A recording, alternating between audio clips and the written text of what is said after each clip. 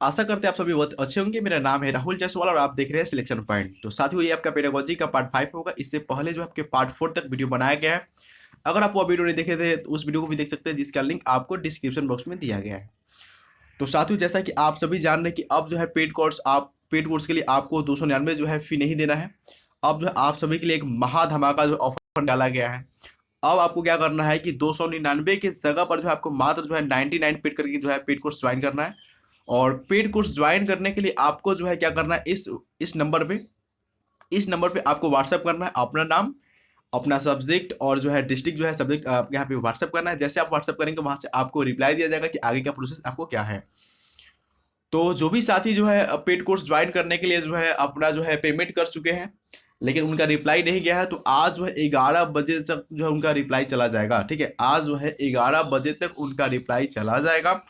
क्योंकि अगर वे पेमेंट किए होंगे रात को 11 बजे के बाद, तो उनका पेमेंट जो अभी तक रिसीव नहीं किया गया होगा। ठीक है, लेकिन जो 11 से पहले कर चुके थे रात को, उनका जो है पूरा फाइनल कर दिया गया था। और आज जो है उन सभी के फाइनल कर दिया जाएगा जो पेमेंट कर चुके हैं। तो चलिए स्टार्ट करते हैं फर्स्ट क्वेश्चन से। और ये सारे के सारे जो क्वेश्चन है वो फास्ट में कराएंगे, क्योंकि आप सभी के पास टाइम बिल्कुल कम है। तो फर्स्ट क्वेश्चन आपके स्क्रीन पर, अभिप्रेरणा से उत्पन्न क्रियाशीलता ही सीखने के लिए उत्तरदायी होती है, यह कथन किनका है? अभिप्रेरणा से उत्पन्न क्रियाशीलता ही सीखने के लिए उत्तरदायी होती है, यह कथन आपका किनका है? बीने का, डगलस का, या बीएफ स्किनर का, या इनमें से कोई नहीं? तो अभिप्रेरणा से उत्पन्न क्रियाशीलता ही सीखने के लिए उत्तरदायी होती है, ये कथन आपका बीएफ स्किनर का है। यानी ऑप्शन नंबर यहाँ पे आपका सी हो जाएगा राइट आंसर। ऑप्शन नंबर यहाँ पे आपका सी आ जाएगा। अगला क्वेश्चन, कोहलर का प्रयोग सीखने के किस सिद्धांत से संबंधित है? कोहलर का जो प्रयोग था वह सीखने के किस सिद्धांत से आपके संबंधित है? सूझ से, अनुक्रिया से, अनुकरण से, या प्रयत्न भूल से? तो कोहलर का जो सिद्धांत था वह आपके संबंधित है सूझ से। यानी ऑप्शन नंबर यहाँ पे आपका राइट आंसर हो जाएगा। सूझ जो है इनसे आपका संबंधित था कोहलर का प्रयोग। ऑप्शन नंबर यहाँ पे आपका ए हो जाएगा राइट आंसर। अगला क्वेश्चन, एक बालक ने एक कुत्ते को डंडे से मारकर भगा दिया। एक बालक ने एक कुत्ते को डंडे से मारकर भगा दिया, और अब जब भी कुत्ता बालक को देखता है तुरंत भाग जाता है। कुत्ते की यह सीखने की क्रिया किस प्रकार की है? तो ये क्रिया आपको किस प्रकार की है? अनुकरण प्रवृत्ति द्वारा सीखना, संबंध सहज क्रिया द्वारा सीखना, या सूझ द्वारा सीखना, या प्रयास एवं त्रुटि द्वारा सीखना?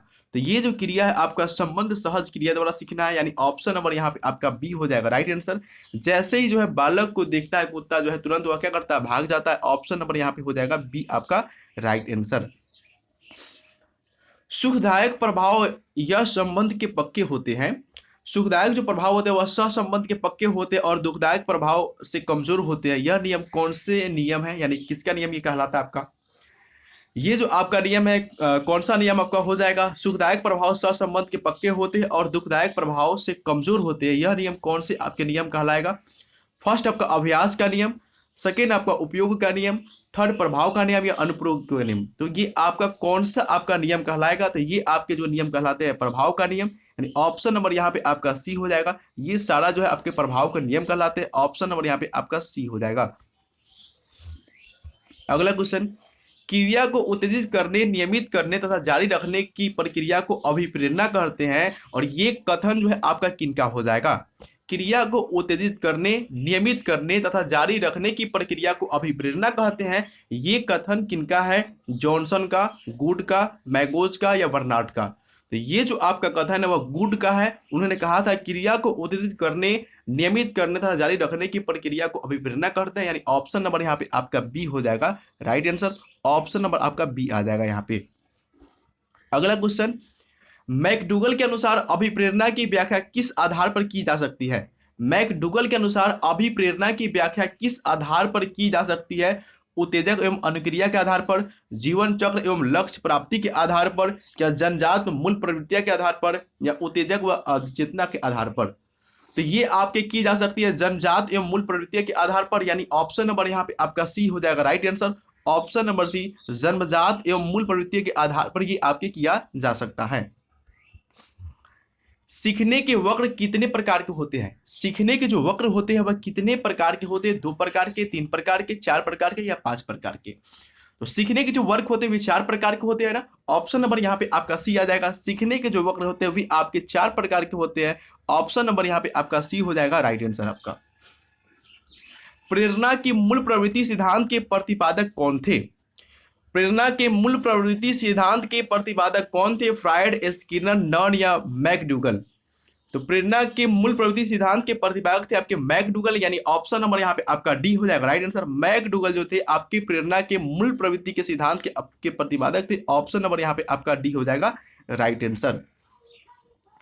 प्रेरणा जो है किसकी व्याख्या करती है? प्रेरणा जो है आपकी किसकी व्याख्या करती है? व्यवहार की, व्यवहार के प्रभाव का, व्यवहार क्यों घटित होता है इसका, या उपयुक्त में से कोई नहीं। तो प्रेरणा जो है आपका व्याख्या करता है किसका? व्यवहार क्यों घटित होता है इसका जो है ये आपका व्याख्या करता है प्रेरणा। एंड ऑप्शन नंबर यहाँ पे आपका सी हो जाएगा राइट आंसर, व्यवहार क्यों घटित होता है। संवेदी स्मृति निम्न में से कौन सी होती है? संवेदी जो है आपकी स्मृति निम्न में से आपकी कितने सेकेंड के लिए होती है? 2 सेकेंड के लिए, 20 सेकेंड तक, या आपके 6 सेकेंड तक, या आपके 8 सेकेंड तक? तो ये आपकी होती है जो संवेदी आपकी स्मृति होती है मात्र 20 सेकेंड तक ही होती है, यानी ऑप्शन नंबर यहाँ पे आपका बी हो जाएगा राइट आंसर। 20 सेकेंड तक, ऑप्शन नंबर यहाँ पे आपका बी हो जाएगा राइट आंसर। अगला, यदि कक्षा में कुछ बच्चे पढ़ने में कमजोर हो और कुछ तेज हो तो आप अध्यापक के लिए क्या उचित है? यानी आपके लिए ये क्या अब उचित हो सकता है ये आपको बताना है। यदि कक्षा में जो है कुछ बच्चे आपके बहुत तेज है और कुछ कमजोर है तो यहाँ पे अब आप क्या करिएगा? यहाँ पे देखिए, विभिन्न प्रयोजन के लिए बच्चों को योग्यता व रुचि के आधार पर समूहों में बांटकर कार्य कराएंगे, या कमजोर बच्चों को पढ़ाने का काम तेज बच्चों को सौंप देंगे, या कमजोर बच्चों को स्कूल टाइम के बाद अलग से पढ़ाएंगे, या तेज बच्चों को स्वतः पढ़ने की छूट देकर कमजोर बच्चों को ध्यान देंगे। तो यहाँ पे आपको सबसे अच्छा क्या हो जाएगा कि कमजोर जो बच्चे हैं उनको कुछ अलग से आपको टाइम देकर क्या करना पड़ेगा? उसको पढ़ाना पड़ेगा। जैसे आप जानते हैं कि अगर कोई तेज बच्चा है, कोई कमजोर है, तो जो कमजोर है कुछ उसको एक्स्ट्रा टाइम देकर अगर पढ़ा रहे हैं तो वह भी जो उस लेवल में आ सकता है, यानी ऑप्शन नंबर यहाँ पे आपका सी हो जाएगा राइट आंसर। ऑप्शन नंबर यहाँ पे आपका सी आ जाएगा। अगला क्वेश्चन, शिक्षक को अपने छात्रों का नाम जानना चाहिए, इसका मुख्य लाभ क्या है? ये आपका जो है मुख्य लाभ, इससे क्या हो सकता है, यह आपसे इस पर क्या प्रभाव पड़ता है? शिक्षक को अपने छात्रों का नाम जानना चाहिए, इसका मुख्य लाभ यह है कि क्या आपका हो सकता है? छात्र गलत कार्य करने से डरेंगे, छात्र अनुशासित रहेंगे, छात्रों के साथ शिक्षक का संबंध बढ़ेगा, या उपयुक्त सभी। तो शिक्षक को अपने छात्रों का नाम जानना चाहिए, इससे क्या होता है कि छात्रों के साथ शिक्षक का जो संबंध होता है वह और ज्यादा मजबूत होता है, और शिक्षक के नजर में वह छात्र हमेशा रहते हैं क्योंकि आप उसका नाम जानते हैं। ऑप्शन नंबर यहाँ पे आपका सी हो जाएगा राइट आंसर आपका। कक्षा में शिक्षक क्रम संख्या बोलकर छात्र की हाजिरी लेते हैं और यह तरीका उत्तम है क्योंकि इसमें समय कम लगता है। यह तरीका लोकप्रिय है क्योंकि सभी स्कूल में ऐसा होता है। यह तरीका अच्छा नहीं है, इससे शिक्षक के साथ छात्र का सीधा संबंध नहीं बन पाता है। यह तरीका अच्छा नहीं है, इस तरह से हाजिरी लेते समय कई बार 2 क्रमिक छात्र एक साथ बोल पड़ते हैं। तो यहाँ पे आपका क्या हो जाएगा? देखिए, अगर कक्षा में शिक्षक जो है क्रम संख्या के आधार पर जो है हाजिरी बनाते हैं तो यह तरीका आपका अच्छा नहीं है, क्योंकि इससे जो होता है क्या कि जो शिक्षक है और छात्र जो है उनमें सीधा जो है संबंध नहीं बन पाता है। लेकिन जैसे अगर नाम लेकर अगर बोलते हैं ना तो इसमें आपको सीधा संपर्क बन पाता है, और साथ में जो है कोई जो छात्र है वो अगर अनुपस्थित रहे तो आपको जानकारी भी मिल जाता है, और ऐसे जो है नंबर से अगर बोलते हैं तो आपको ये मालूम नहीं चलता कि कौन सा जो छात्र है वो आपका अनुपस्थित है। अब लगातार नंबर बोलते चले जाते हैं, यानी ऑप्शन नंबर यहाँ पे आपका सी हो जाएगा राइट आंसर आपका। अगला, यदि स्कूल में पूरे समय तक बच्चों को शिक्षा कार्यक्रमों में पूरी तरह व्यस्त रखा जाए तो आपके ख्याल से कौन सी समस्या पैदा नहीं होगी? यदि स्कूल में पूरे समय तक बच्चों को शिक्षा कार्यक्रमों में पूरी तरह व्यस्त रखा जाए तो आपके ख्याल में कौन सी समस्या आपका उत्पन्न नहीं होगा? गृह कार्य देने की आवश्यकता नहीं पड़ेगी, छात्रों के स्कूल के बाद ट्यूशन पढ़ने की जरूरत नहीं होगी, अनुशासनहीनता पैदा नहीं होगी, छात्रों में पढ़ने के प्रति रुचि में कमी नहीं आएगी। तो क्या हो जाएगा? अगर लगातार जो है बच्चों को काम दिया जाए, ठीक है, अगर वह पढ़ने वाले हैं तो उनमें जो है क्या होगा? छात्रों में पढ़ने के प्रति जो है रुचि आपका कमी नहीं होगा, यानी ऑप्शन नंबर यहाँ पे आपका डी हो जाएगा राइट आंसर। ऑप्शन नंबर यहाँ पे आपका डी आ जाएगा।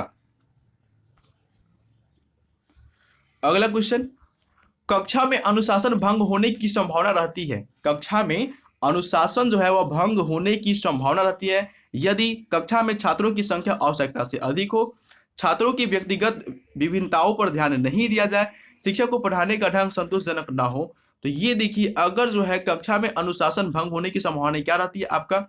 तो देखा जाए अगर छात्रों की संख्या आवश्यकता से अधिक हो तो फिर भी जो है आपके अनुशासन जो है भंग होने की संभावना रहती है। लेकिन अगर आप चाहें तो इसको मेंटेन कर सकते हैं, ठीक है। लेकिन अगर आपकी जो है पढ़ाने की जो शैली है अगर वह अच्छा ना हो, उससे छात्र अगर प्रभावित नहीं हो रहा हो, तब यहाँ पे आपको परेशानी झेलना पड़ सकता है। लेकिन यहाँ पे सारा का सारा आपका आ जाएगा, यानी ऑप्शन नंबर यहाँ पे आपका डी हो जाएगा यहाँ पे राइट आंसर। ये सारा आपके जो है कार्य जो है आपके आ जाएंगे, ऑप्शन नंबर यहाँ पे आपका डी हो जाएगा राइट आंसर। शिक्षक अपनी कक्षा में अच्छा अनुशासन रखने में सफल हो सकता है। शिक्षक जो है अपनी कक्षा में अच्छा अनुशासन रखने में सफल हो सकते हैं यदि वह क्या करेंगे, तब बच्चों के प्रति हमेशा कड़ा व्यवहार करें, बच्चों की इच्छा के अनुसार कार्य करें, बच्चों के साथ विनम्र रहे किंतु दृढ़ भी रहे, कभी कभी बच्चों की जिद मान लिया करे। शिक्षक अपने कक्षा में अच्छा अनुशासन रखने में सफल हो सकते हैं यदि वह चाहे बच्चों के साथ विनम्र व्यवहार करे और साथ में दृढ़ व्यवहार भी करे, यानी दोनों सम्मिलित हो तो वे अपना जो है सफल जो है यानी अनुशासन रखने में सफल हो सकते हैं। यानी ऑप्शन नंबर यहाँ पे आपका सी हो जाएगा राइट आंसर आपका, ऑप्शन नंबर यहाँ पे आपका सी आ जाएगा। सामाजिक अनुशासन का आधार होता है। सामाजिक अनुशासन का आधार क्या होता है? भय और दंड, निंदा और प्रशंसा, अच्छा बनने की इच्छा या संस्कार। तो सामाजिक अनुशासन का आधार क्या होता है? अच्छा बनने की इच्छा, यानी ऑप्शन नंबर यहाँ पे आपका सी हो जाएगा right answer, option number C हो जाएगा अच्छा बनने की इच्छा, ऑप्शन नंबर आपका सी आ जाएगा। कक्षा में बेहतर अनुशासन रहता है यदि, कक्षा में बेहतर अनुशासन रहता है यदि शिक्षण सामग्री का कारगर उपयोग किया जाए, पाठ्य विषय में खूब मनोरंजन की बातें हो, अध्यापक का व्यक्तित्व प्रभावशाली हो, छात्रों को पता हो कि प्रधानाध्यापक किसी भी समय कक्षा में आने वाले हैं। तो कक्षा में बेहतर अनुशासन कब रह सकता है? जब शिक्षण सामग्री का जो है कारगर उपयोग किया जाए तब, यानी अगर आप शिक्षण सामग्री का जो है अच्छा उपयोग करते हैं तब जो है आपका अनुशासन कक्षा में रह सकता है, यानी ऑप्शन नंबर ए हो जाएगा यहाँ पे आपका राइट आंसर। और सभी फ्रेंड्स जो एक बार वीडियो को लाइक कर देंगे, अगर क्लास अच्छा लग रही हो तो सभी फ्रेंड्स एक बार वीडियो को लाइक कर देंगे, क्योंकि आपके लाइक से जो है हम लोग को क्लास कराने का और जो है मजा आता है, कराने में मोटिवेशन मिलता है। कक्षा में अनुशासन सुधारने की दृष्टि से अध्यापक को क्या करना सर्वोत्तम होगा? कक्षा में अनुशासन सुधारने की दृष्टि से अध्यापक को क्या करना जो है सर्वोत्तम आपका हो सकता है? अध्यापक जो है छात्रों को पढ़ाई जाने वाले विषय वस्तु, पढ़ाने की विधि और छात्रों के प्रति अपना दृष्टिकोण का मूल्यांकन करें। कक्षा के छात्रों की सहमति से अनुशासनहीनता के लिए दिए जाने वाले दंड का प्रकार या उसकी मात्रा निर्धारित करें। इस समस्या पर विचार करने हेतु अभिभावकों को बुलाकर बात करें, या अनुशासनहीन छात्रों के नाम प्रधानाध्यापक के पास भेज दे। एक बार और आप क्वेश्चन सुन लेंगे ध्यान से। कक्षा में अनुशासन सुधारने की दृष्टि से अध्यापक को क्या करना सर्वोत्तम होगा? तो सबसे अच्छा क्या होगा कि अध्यापक जो है छात्रों को पढ़ाई जाने वाले विषय वस्तु, पढ़ाने की विधि और छात्रों के प्रति अपने दृष्टिकोण का मूल्यांकन करें, यानी ऑप्शन नंबर यहाँ पे आपका ए जो है सबसे अच्छा है, यानी ऑप्शन नंबर आपका ए आ जाएगा यहाँ पे आपका राइट आंसर। अनुशासन की समस्या के समाधान के लिए एक सुझाव यह भी अच्छा है, यानी कौन सा आपका सुझाव जो इसमें आपका अच्छा हो सकता है अनुशासन के लिए? छात्रों को नैतिक शिक्षा अनिवार्य रूप से दी जाए, छात्रों के आचरण पर भी अंक दिए जाए, अनुशासनहीनता पर भारी दंड जाए, या उपयुक्त सभी। तो छात्रों को नैतिक शिक्षा का अगर जो है जानकारी दिया जाए और अनिवार्य रूप से दिया जा रहा है तो जो है उसमें अनुशासन जो है बिल्कुल आ जाएगा, नहीं ऑप्शन नंबर यहाँ पे ए हो जाएगा राइट आंसर। अनुशासन जो है आपका बिल्कुल आ जाएगा अगर आप उसे नैतिक शिक्षा देते हैं तब, यानी ऑप्शन नंबर आपका ए हो जाएगा यहाँ पे आपका राइट आंसर। अध्यापक बनने के बाद आपके विचार अनुसार हर अध्यापक के घर पर किसी वस्तु का होना जरूरी है, यानी कौन से वस्तु का जो है यहाँ पे आपका होना जरूरी है? पुस्तकालय का, टेलीविजन का, सजा हुआ ड्राइंग रूम का, या उपयुक्त सभी का। अगर आप जो आप अध्यापक बनते हैं तो आपके विचार से यहाँ पे क्या आपके घर में होना जरूरी है? तो कुछ हो या ना हो लेकिन पुस्तकालय जो है होना चाहिए, यानी आपके पास जो है पुस्तक होना चाहिए, ऑप्शन नंबर यहाँ पे ए हो जाएगा आपका राइट आंसर। क्योंकि कहा जाता है छात्रों का और शिक्षक का दोनों का जो है ना अपना सबसे परम मित्र जो होता है ना उनका क्या होता है? उनका बुक, यानी उनका किताब ही होता है, ऑप्शन नंबर यहाँ पे ए हो जाएगा आपका राइट आंसर। शिक्षण क्रिया तब तक उद्देश्य में सफल नहीं हो सकती जब तक छात्र अनुशासित न हो, निष्ठावान न हो, इसके लिए इच्छुक न हो या अन्वेषी न हो। तो शिक्षण जो क्रिया है वह तब तक आपके उद्देश्य में सफल नहीं हो सकते हैं जब तक छात्र जो है इसके लिए इच्छुक न हो, आप कितना भी पढ़ा दें, अगर लेकिन छात्र जो है आपका इच्छुक ना हो, तो यहाँ पे आपका जो है पढ़ाया गया सारा जो है बेकार चला जाएगा। यानी ऑप्शन नंबर यहाँ पे आपका सी हो जाएगा राइट आंसर। इसके लिए छात्र का इच्छुक होना जरूरी होता है। संकोची और शर्मीले छात्रों को कक्षा के शिक्षण कार्य में भाग लेने के लिए प्रेरणा देने का उपाय यह है। यानी कौन सा आप उपाय कर सकते हैं? अगर कोई छात्र जो है अपने कक्षा में जो है संकोचित करता है और लजाता है, ऐसे बोल सकते होते हैं हम लोग, तो आप उसको प्रेरणा के लिए यानी शिक्षण कार्य में भाग लेने के लिए आप कैसा जो है उसको प्रेरणा देंगे? उनको गृह कार्य से मुक्त रखा जाएगा। उनको कक्षा में अपनी रुचि के विषय पर कुछ बताने की प्रोत्साहित किया जाएगा। यदि वे किसी प्रश्न का उत्तर ना दे सके तो उन्हें शर्मिंदा किया जाएगा या उनको विशेष स्नेह दिया जाएगा। तो सबसे अच्छा होगा क्या कि उनको कक्षा में अपनी रुचि के विषय पर कुछ बताने की प्रोत्साहित किया जाएगा। ऑप्शन नंबर यहाँ पे आपका बी हो जाएगा राइट आंसर। ऑप्शन नंबर यहाँ पे आपका बी आ जाएगा राइट आंसर आपका। अगला क्वेश्चन, जो छात्र रटते हैं उनमें कौन सा आपका गुण जो है आपका हो जाता है? बुद्धि का विकास नहीं हो पाता है, इस बात पर विवेक नहीं होता कि क्या जरूरी है और क्या गैर जरूरी है, उनमें मौलिक चिंतन की शक्ति पैदा नहीं होती है, उनके लिए परीक्षा पास कर पाना जो है कठिन होता है। तो जो भी छात्र जो रटते हैं उनमें मौलिक चिंतन की शक्ति जो है पैदा नहीं हो पाती है, क्योंकि वह क्या करता है डायरेक्ट जो सामने दिखा उसको रटना शुरू कर देता है, यानी कुछ सोचता ना समझता है। यानी ऑप्शन नंबर यहाँ पे आपका सी हो जाएगा राइट आंसर। आपका सी आ जाएगा आपका राइट आंसर। अगला क्वेश्चन, शिक्षक अभिभावक संघ का महत्व इसलिए है, शिक्षक अभिभावक संघ का महत्व जो है इसलिए है क्योंकि छात्र अपने माँ बाप के साथ अध्यापक से मिलते हैं। अभिभावकों का शिक्षकों दोनों की एक दूसरे की समस्या जानने का अवसर मिलता है। छात्रों की समस्याओं को हल करने के लिए अध्यापक और अभिभावक मिलकर विचार करते हैं और रास्ता निकालते हैं। इससे विद्यालय का प्रबंध जो है सुधर जाता है यानी सुधरता है। शिक्षक और अभिभावक संघ का महत्व क्यों है ये आपको बताना है। फास्ट में इसका आंसर बताइए। और आंसर क्या बताना है, आप लोग तो आंसर देख ही चुके हैं। यानी ऑप्शन नंबर यहाँ पे आपका क्या जाएगा? ऑप्शन नंबर आपका सी हो जाएगा। छात्रों की समस्याओं को हल करने के लिए अध्यापक और अभिभावक मिलकर विचार करते हैं और रास्ता निकालते हैं। यानी ऑप्शन नंबर यहाँ पे आपका सी हो जाएगा आपका राइट आंसर आपका।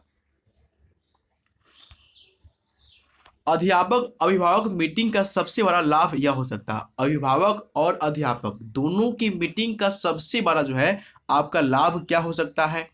बच्चे की उपलब्धियों और लक्ष्य के बारे में अध्यापक अभिभावक दोनों सहमत हो। शिक्षक और अभिभावक को समझाए कि उनके बच्चों को किस आधार पर कितने अंक दिए हैं। अभिभावक अध्यापकों को बच्चे का पूर्व वृत्त बताए, या अभिभावक अध्यापक से पूछे कि बच्चे का गृह कार्य पूरा करने में वह कैसे और कितनी सहायता करे। तो यहाँ पे आपका सबसे अच्छा ऑप्शन आपका क्या हो जाएगा? एक बार फिर से आप क्वेश्चन सुन लें।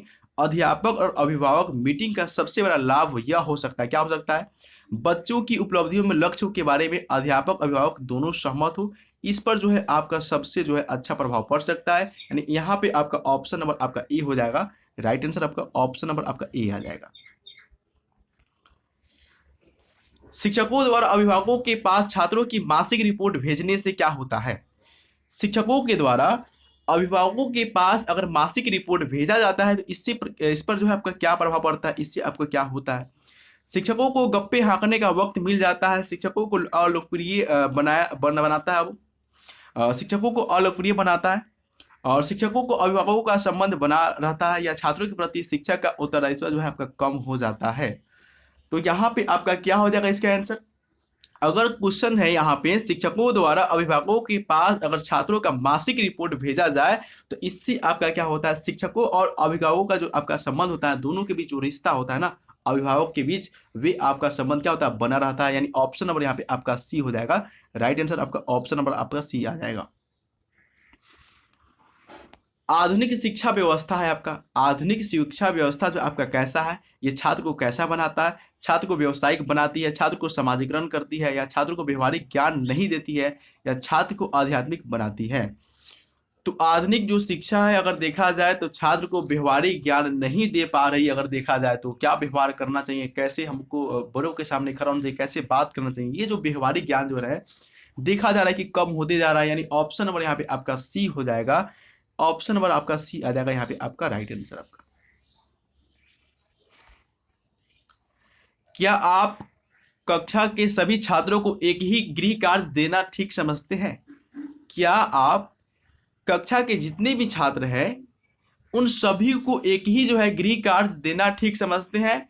जी हाँ, इससे मूल्यांकन सही होता है। जी नहीं, क्योंकि सब छात्रों को योग्यता जो है स्तर समान नहीं होता। जी नहीं, क्योंकि छात्रों की अभिरुचि अलग अलग हो सकती है। जी हाँ, क्योंकि अध्यापक का काम आसान हो जाता है। तो देखिए, अगर आप चाहते हैं कि कक्षा में छात्रों को एक ही प्रकार के कार्य देना, तो ये जो है आपका सही नहीं है। जी नहीं, क्योंकि छात्रों की अभिरुचि अलग अलग आपका हो सकता है और अलग अलग होता ही है। ऑप्शन नंबर यहाँ पे आपका सी हो जाएगा, आपका राइट आंसर ऑप्शन नंबर आपका सी आ जाएगा। लेकिन देखा क्या जाता है, देखा वास्तविक रूप में आपको क्या देखा जाता है कि जो आपकी क्या होते हैं, आपके जो अध्यापक होते हैं वह क्या करते हैं कि एक ही प्रकार के कार्य दे देते हैं हर, और उनका जो काम होता है वह बिल्कुल आसान आपका हो जाता है। गृह कार्य तभी उपयोगी होगा जब वह गृह कार्य तभी उपयोगी होगा जब वह छात्रों के दैनिक जीवन से संबंधित हो, छात्रों को परीक्षा पास करने में सहायक हो, छात्रों की योग्यता के अनुरूप हो, या छात्रों में कठिन परिश्रम करने की आदत डाले। तो गृह कार्य आपका जो है कब आपका उपयोगी हो सकता है? तो ये आपके तभी उपयोगी हो सकते हैं जब छात्रों की योग्यता के अनुरूप हो, उनमें जो योग्यता है उसकी अगर अनुरूप हो, तो ये आपके लिए लाभदायक साबित हो सकता है। यानी ऑप्शन नंबर यहाँ पे आपका सी हो जाएगा, राइट आंसर ऑप्शन नंबर आपका सी आ जाएगा।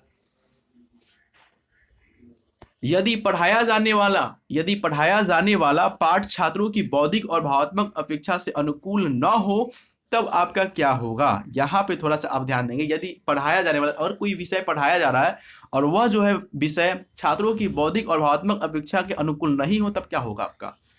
तो कक्षा में अनुशासनहीनता पैदा हो सकती है, कक्षा के छात्र उसको रुचि से नहीं सुनते हैं, अध्यापक को छात्रों का सहयोग नहीं मिल पाता है, या उपयुक्त सभी। तो ये सभी के सभी देखे जाते हैं। यानी ऑप्शन नंबर आपका डी हो जाएगा यहाँ पे आपका राइट आंसर, ऑप्शन नंबर आपका डी आ जाएगा यहाँ पे आपका।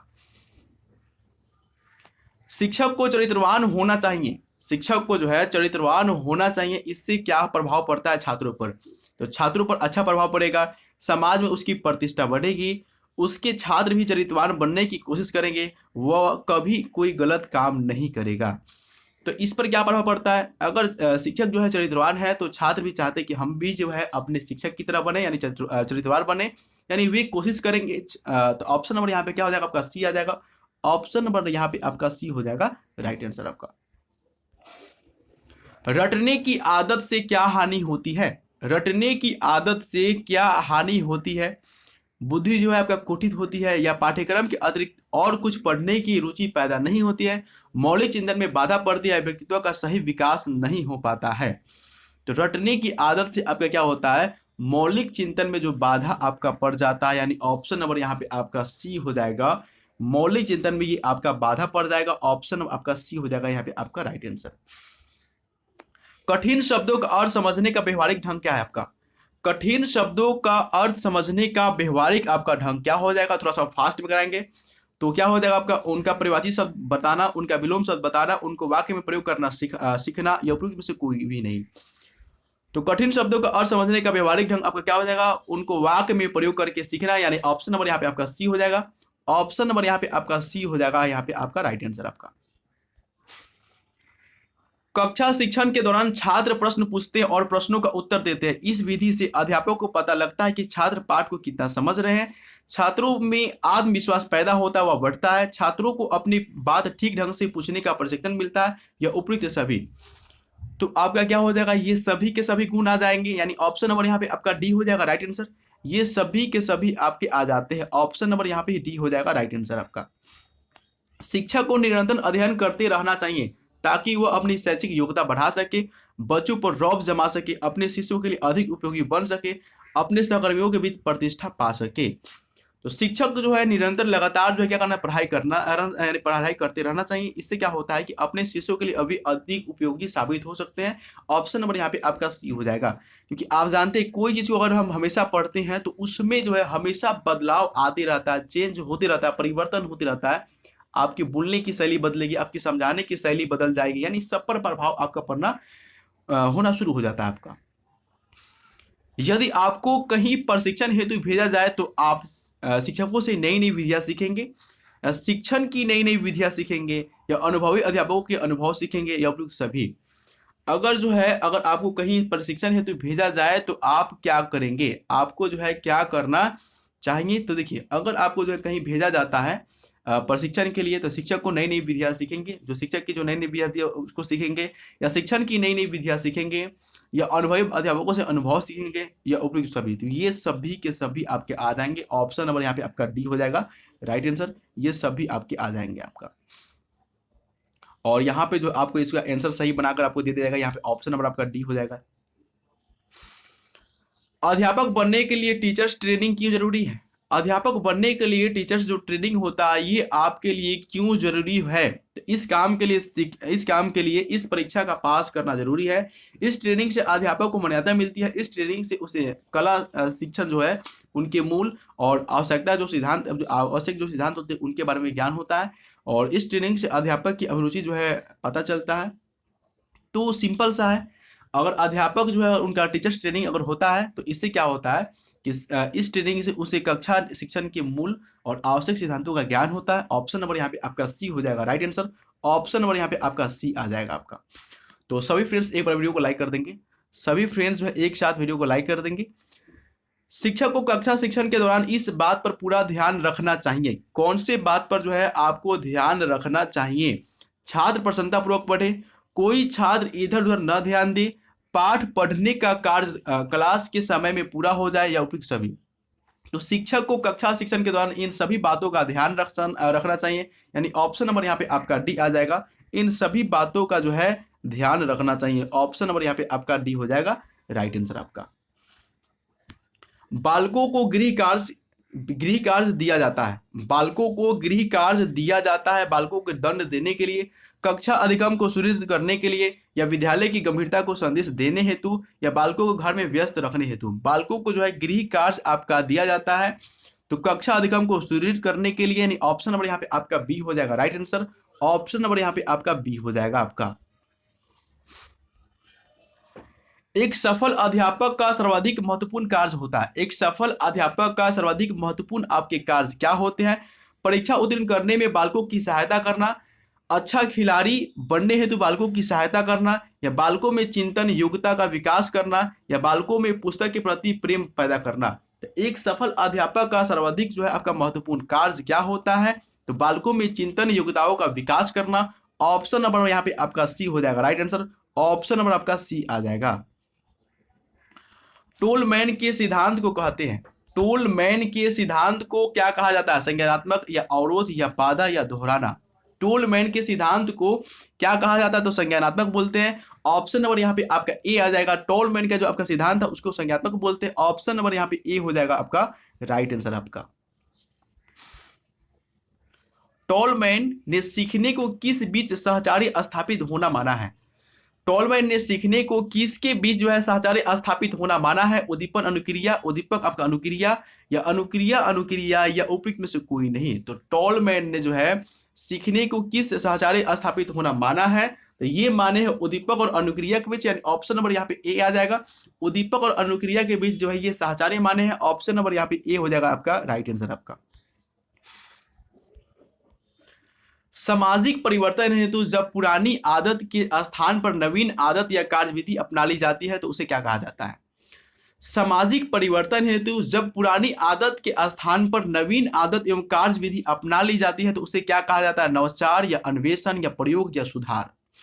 तो इसको कहा जाता है नवाचार, यानी नया जो है विचार उत्पन्न करना, यानी ऑप्शन नंबर यहाँ पे ए हो जाएगा आपका राइट आंसर। नवाचार कहलाता है। ऑप्शन नंबर ए हो जाएगा यहाँ पे आपका राइट आंसर आपका। सर्वप्रथम सूक्ष्म अध्ययन का प्रारंभ करने वाले विद्वान कौन थे। सर्वप्रथम सूक्ष्म अध्ययन का आपका जो है प्रयोग करने वाले आपके विद्वान कौन थे। तो आपको ये बताना है आपका डॉस बुश, या डॉव एवलू जो है DLN, या एस्टीन, या क्लेन वेस। तो सर्वप्रथम सूक्ष्म अध्ययन का प्रारंभ करने वाले विद्वान आपके कौन थे। तो ये थे आपके डॉक्टर AWADLN, यानी ऑप्शन नंबर यहाँ पे आपका बी आ जाएगा। डॉक्टर AWDLN जो थे आपके सर्वप्रथम विद्वान थे जिन्होंने सूक्ष्म अध्ययन किया था। ऑप्शन नंबर यहाँ पे आपका बी हो जाएगा राइट आंसर आपका। प्रधानाध्यापक स्वयं विद्यालय का निरीक्षक होते हैं। वह अपने निरीक्षण के द्वारा क्या करते हैं। प्रधान अध्यापक स्वयं जो है विद्यालय का निरीक्षक आपके होते हैं और वे अपने निरीक्षण के द्वारा आपके क्या करते हैं, स्वयं की बनाई योजनाओं का मूल्यांकन करते हैं, दूसरों के दोष निकालते हैं या दूसरों की आलोचना करते हैं या विद्यालय व्यवस्था की जानकारी करते हैं। तो प्रधानाध्यापक स्वयं विद्यालय का निरीक्षक होते हैं और वे अपने निरीक्षण के द्वारा स्वयं की बनाई योजनाओं का मूल्यांकन करते हैं। यानी ऑप्शन नंबर यहाँ पे ए आ जाएगा आपका राइट आंसर। ऑप्शन नंबर आपका ए हो जाएगा, स्वयं की बनाई योजनाओं का मूल्यांकन करते हैं। विद्यालय में अनुशासन स्थापित करने का उत्तरदायित्व जो है किनका होता है? विद्यालय में अनुशासन स्थापित करने का उत्तरदायित्व किनका होता है? प्रधान अध्यापक का, शारीरिक शिक्षक का, या अध्यापक का, या प्रबंधन समिति का? तो विद्यालय में अनुशासन स्थापित करने का उत्तरदायित्व जो होता है वो अध्यापक का होता है ना। ऑप्शन नंबर यहाँ पे आपका सी हो जाएगा राइट आंसर, अध्यापक का होता है। ऑप्शन नंबर यहाँ पे आपका सी हो जाएगा राइट आंसर। विद्यालय का आधार जो है आपका स्तंभ क्या हो जाएगा? विद्यालय के जो आधार स्तंभ होते हैं वे आपका क्या हो जाएगा? अध्यापक, प्रधान अध्यापक, छात्र या स्थानीय नेता। तो आप खुद सोच सकते हैं कि विद्यालय का जो आधार स्तंभ होते हैं वे कौन होते हैं? तो छात्र होते हैं। ऑप्शन नंबर यहाँ पे आपका सी आ जाएगा, छात्र जो है विद्यालय के आधार स्तंभ होते हैं। ऑप्शन नंबर यहाँ पे आपका सी हो जाएगा राइट आंसर आपका। विद्यालय के शिक्षकों की कार्य क्षमता विकसित करने के लिए प्रधान अध्यापक को पुस्तकालय की स्थापना करनी चाहिए, संग्रहालय की स्थापना करनी चाहिए, या चिल्ड्रन वेंशन की स्थापना करनी चाहिए, या मानवीय संबंध स्थापित करनी चाहिए? विद्यालय के शिक्षकों की कार्य क्षमता विकसित करने के लिए प्रधान अध्यापक को क्या करना चाहिए? तो संग्रहालय की स्थापना करनी चाहिए, या चिल्ड्रन वेंशन की स्थापना करनी चाहिए, या मानवीय संबंध स्थापित करनी चाहिए? तो कौन सा आपका जो हो जाएगा यहाँ पे कार्य क्षमता विकसित करने के लिए? तो यहाँ पे हो जाएगा क्या आपका? संग्रहालय की स्थापना करनी चाहिए ना। ऑप्शन नंबर यहाँ पे आपका बी हो जाएगा यहाँ पे आपका राइट आंसर। ये भी आपका चाहिए और ये भी चाहिए, लेकिन सबसे ज्यादा जो है आपका अगर कार्य क्षमता में वृद्धि करना है तो ये आपके लिए जरूरी है। ऑप्शन नंबर यहाँ पे आपका बी हो जाएगा यहाँ पे आपका राइट आंसर आपका। और आज का आपका अंतिम क्वेश्चन जिसका आंसर आपको कमेंट बॉक्स में देना है। प्रभावी शिक्षण हेतु शिक्षक तत्परता के नियम का अनुपालन करता है, यह इसका अर्थ क्या है आपका? प्रभावी शिक्षण हेतु शिक्षक जो है तत्परता के नियम का अनुपालन करते हैं और इसका अर्थ आपका क्या है? बालक जिस कार्य को सीखने को तैयार है वह उसे सिखा लेंगे, और अध्यापक को छात्र की शंका समाधान हेतु तत्पर रहना चाहिए। ज्ञान तत्परता से नहीं क्रिया प्रतिक्रिया में से आता है आपका, या त्वरित शिक्षण त्वरित आपका अधिगम होता है? तो यहाँ पे इस क्वेश्चन का आंसर आपको कमेंट बॉक्स में देना है। फिर से आपको क्वेश्चन रिपीट कर देना है। प्रभावी शिक्षण हेतु शिक्षक तत्परता के नियम का अनुपालन करता है, इसका अर्थ आपका क्या होगा? और फिर से आपको बता दें कि जैसे जो आप सभी के लिए महाधमाका ऑफर निकाला गया है, अब जो है आपको पेड कोर्स के लिए 299 नहीं बल्कि आपको 99 पेड करना है, और 99 पेड करने के बाद जो है आप क्या कर सकते हैं? पेड कोर्स ज्वाइन कर सकते हैं। तो बस आज के लिए इतना ही। जय हिंद, जय भारत, वंदे मातरम। मिलते हैं नेक्स्ट वीडियो में।